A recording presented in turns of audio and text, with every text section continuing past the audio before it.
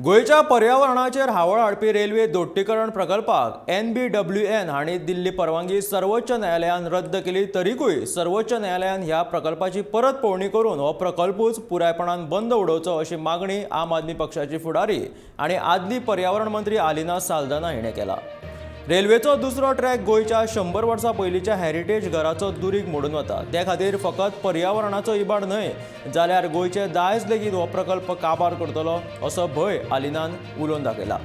त्या खातीर सर्वोच्च न्यायालयान ह्या पुराय प्रकल्पाची तपासणी करची अशी मागणी आलिनान केल्या। Aren't we human beings as important as the biodiversity in the area that is going to be protected? I think we have all of us to come together to request. I request the Supreme Court to please inspect the remaining part of the track, along which the South Western Railway track will be doubled, and see for itself the present situation, see for itself where the second track will land.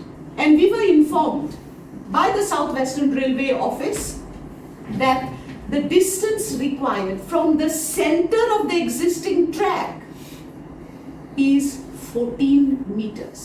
So what we did was we marked where the second track would land.